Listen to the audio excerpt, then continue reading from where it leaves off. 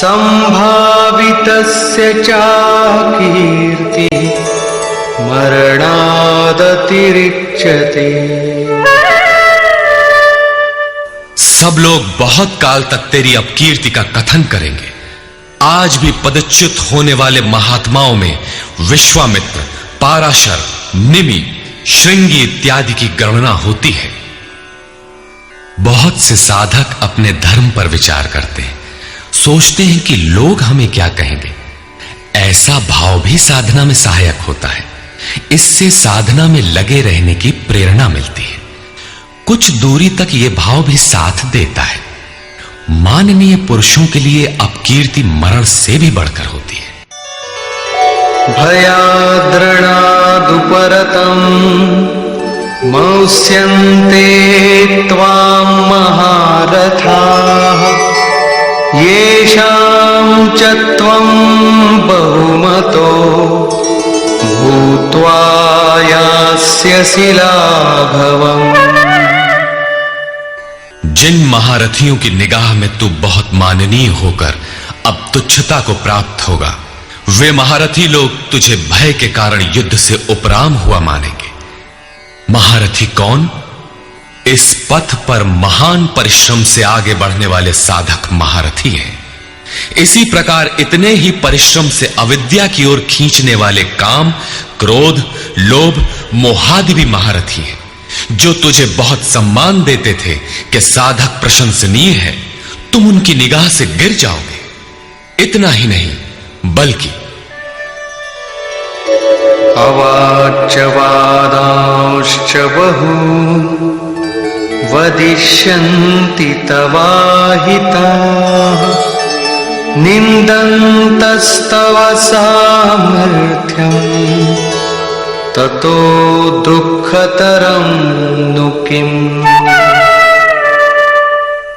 Vary लोग तेरे पराक्रम की निंदा करते हुए बहुत से न कहने योग्य वचनों को कहेंगे। एक दोष आता है तो चारों ओर से निंदा और बुराइयों की झड़ी लग जाती है। न कहने योग्य वचन भी कहे जाते हैं। इससे बड़ा दुख क्या होगा? अतः हतो वा प्राप्स्यसि स्वर्गम् जित्वा वा भोक्ष्यसे महीम् तस्मादुत्तिष्ठ कौन्तेय युद्धाय कृतनिश्चयः। इस युद्ध में मरोगे तो स्वर्ग प्राप्त करोगे। स्वर में विचरने की क्षमता रहेगी। श्वास से बाहर प्रकृति में विचरने की धाराएं निरुद्ध हो जाएंगी। परम देव परमात्मा में प्रवेश दिलाने वाली दैवी संपद हृदय में पूर्णतः प्रवाहित रहेगी। अथवा इस संघर्ष में जीतने पर महामहिम स्थिति को प्राप्त करोगे। इसलिए अर्जुन, युद्ध के लिए निश्चय करके खड़ा हो। प्रायः लोग इस श्लोक के अर्थ में समझते हैं कि इस युद्ध में मरोगे तो स्वर्ग जाओगे और जीतोगे तो पृथ्वी का भोग भोगोगे। किंतु आपको स्मरण होगा, अर्जुन कह चुका है, भगवान पृथ्वी ही नहीं अपितु त्रैलोक्य के साम्राज्य और देवताओं के स्वामीपन अर्थात इंद्र पद प्राप्त होने पर भी मैं उस उपाय को नहीं देखता जो इंद्रियों को सुखाने वाले मेरे शोक को दूर कर सके। यदि इतना ही मिलना है तो गोविंद, मैं युद्ध कदापि नहीं करूंगा। यदि इतने पर भी श्री कृष्ण कहते कि अर्जुन लड़ो, जीतोगे तो पृथ्वी पा जाओगे, हारोगे तो स्वर्ग के नागरिक बन जाओगे, तो श्री कृष्ण देते ही क्या है? अर्जुन इससे आगे का सत्य, श्रेय, परम कल्याण की कामना वाला शिष्य था, जिसे सद्गुरुदेव श्री कृष्ण ने बताया कि क्षेत्रज्ञ के इस संघर्ष में यदि शरीर का समय पूरा हो जाता है और लक्ष्य तक नहीं पहुंच सके तो स्वर्ग प्राप्त करोगे, अर्थात स्वर में ही विचरण करने की क्षमता प्राप्त कर लोगे। दैवी संपत्ति हृदय में ढल जाएगी और इस शरीर के रहते रहते संघर्ष में सफल हो जाते हो तो महिम, सबसे महान ब्रह्म की महिमा का उपभोग करोगे, महामहिम की स्थिति प्राप्त कर लोगे। जीतोगे तो सर्वस्व, क्योंकि महामहिमत्व को पाओगे, और हारोगे तो देवत्व, दोनों हाथों में लड्डू रहेंगे। लाभ में भी लाभ और हानि में भी लाभ ही है। पुनः इसी पर बल देते हैं। सुख दुखे समे कृत्वा लाभालाभो जया जया ततो युद्धाय युज्यस्व नैवं पापमवाप्स्यसि। इस प्रकार सुख दुख, लाभ हानि, जय पराजय को समान समझकर तू युद्ध के लिए तैयार हो। युद्ध करने से तू पाप को प्राप्त नहीं होगा, अर्थात सुख में सर्वस्व और दुख में भी देवत्व है। लाभ में महीम की स्थिति अर्थात सर्वस्व और हानि में भी देवत्व है। जय में महामहिम स्थिति और पराजय में भी दैवी संपत्ति पर अधिकार है। इस प्रकार अपने लाभ हानि को भली प्रकार स्वयं समझकर तू युद्ध के लिए तैयार हो। लड़ने में ही दोनों वस्तुएं हैं। लड़ोगे तो पाप अर्थात आवागमन को प्राप्त नहीं होगे, अतः तू युद्ध के लिए तैयार हो। एषा ते विहिता सांख्ये बुद्धिर्योगे त्विमां शृणु बुद्ध्या युक्तो यया पार्थ कर्मबन्धं प्रहास्यसि। पार्थ, ये बुद्धि तेरे लिए ज्ञान योग के विषय में कही गई है। कौन सी बुद्धि? यही कि युद्ध कर। ज्ञान योग में इतना ही है कि अपनी हस्ती को देखकर लाभ हानि का भली प्रकार विचार करके कि जीतेंगे तो महामहिम स्थिति और हारेंगे तो देवत्व। जय में सर्वस्व और पराजय में भी देवत्व। दोनों तरह लाभ है। युद्ध नहीं करेंगे तो सभी हमें बुरा कहेंगे, भय से उपराम हुआ मानेंगे, अपकीर्ति होगी। इस प्रकार अपने अस्तित्व को सामने रखकर स्वयं विचार कर युद्ध में अग्रसर होना ही ज्ञान योग है। प्रायः लोगों में भ्रांति है कि ज्ञान मार्ग में कर्म युद्ध नहीं करना पड़ता। वे कहते हैं कि ज्ञान मार्ग में कर्म नहीं है। मैं तो शुद्ध हूं, बुद्ध हूं, चैतन्य हूं, अहम ब्रह्मास्मि। गुण ही गुण में बरतते हैं, ऐसा मानकर हाथ पर हाथ रखकर बैठ जाते हैं। योगेश्वर श्री कृष्ण के अनुसार यह ज्ञान योग नहीं है। ज्ञान योग में भी वही कर्म करना है जो निष्काम कर्म योग में किया जाता है।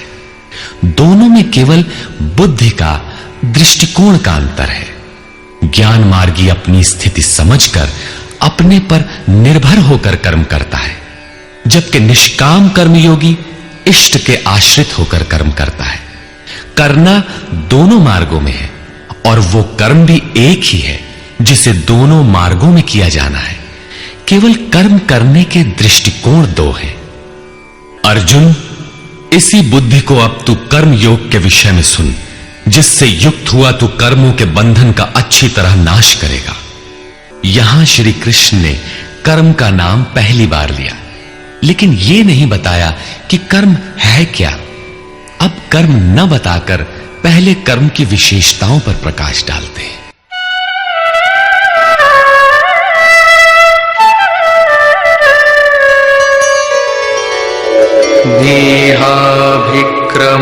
देहाभिक्रमनाशोऽस्ति प्रत्यवायो न विद्यते स्वल्पमप्यस्य धर्मस्य त्रायते महतो भयात्। इस निष्काम कर्म योग में आरंभ का अर्थात बीज का नाश नहीं होता, सीमित फल रूपी दोष नहीं है। इसलिए इस निष्काम कर्म का, इस कर्म से संपादित धर्म का थोड़ा भी साधन जन्म मृत्यु रूपी महान भय से उद्धार कर देता है। आप इस कर्म को समझें और उस पर 2 कदम चल भर दें, जो सदगृहस्थ आश्रम में रहकर ही चला जा सकता है। साधक तो चलते ही हैं। बीज भर डाल दें तो अर्जुन, बीज का नाश नहीं होता।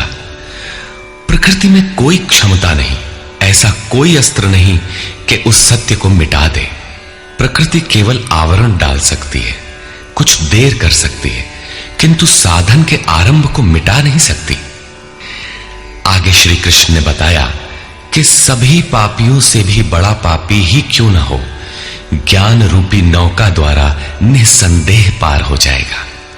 ठीक उसी बात को यहां कहते हैं कि अर्जुन, निष्काम कर्म योग का बीजारोपण भर कर दें तो उस बीज का कभी नाश नहीं होता। विपरीत फल रूपी दोष भी इसमें नहीं होता कि आपको स्वर्ग, रिद्धियों या सिद्धियों तक पहुंचाकर छोड़ दे। आप ये साधन भले छोड़ दें, किंतु यह साधन आपका उद्धार करके ही छोड़ेगा। इस निष्काम कर्मयोग का थोड़ा सा भी साधन जन्म मृत्यु के महान भय से उद्धार कर देता है। अनेक जन्म संसिद्धस्ततो याति पराम गतिम। कर्म का यह बीजारोपण अनेक जन्म के पश्चात वहीं खड़ा कर देगा जहां परम धाम है, परम गति है। इसी क्रम में आगे कहते हैं, व्यवसायात्मिका बुद्धि एकेह कुरु नंदन, बहुशाखा ह्यनन्ताश्च बुद्धयो व्यवसायिनाम्। अर्जुन, इस निष्काम कर्म योग में क्रियात्मक बुद्धि एक ही है, क्रिया एक है और परिणाम एक ही है। आत्मिक संपत्ति ही स्थिर संपत्ति है। इस संपत्ति को प्रकृति के द्वंद्व में शनैः शनैः अर्जित करना व्यवसाय है। यह व्यवसाय अथवा निश्चयात्मक क्रिया भी एक ही है। तब तो जो लोग बहुत सी क्रियाएं बताते हैं, क्या वे भजन नहीं करते? श्री कृष्ण कहते हैं, हां, वे भजन नहीं करते। उन पुरुषों की बुद्धि अनंत शाखाओं वाली होती है, इसलिए अनंत क्रियाओं का विस्तार कर लेते हैं। यामिमां पुष्पितां वाचं प्रवदन्त्य विपश्चितः, वेदवादरताः पार्थ नान्यदस्तीति वादिनः। कामात्मानः स्वर्गपरा जन्म कर्म फलप्रदां, क्रिया विशेष बहुलां भोगैश्वर्य गतिं प्रति। पार्थ, वे कामात्मानः, कामनाओं से युक्त, वेदवादरताः, वेद के वाक्यों में अनुरक्त, स्वर्गपराः, स्वर्ग को ही परम लक्ष्य मानते हैं कि इसके आगे कुछ है ही नहीं। ऐसा कहने वाले अविवेकी जन जन्म मृत्यु रूपी फल देने वाली भोग और ऐश्वर्य की प्राप्ति के लिए बहुत सी क्रियाओं का विस्तार कर लेते हैं और दिखावटी शोभा युक्त वाणी में व्यक्त भी करते हैं। अर्थात अविवेकियों की बुद्धि अनंत भेदों वाली होती है।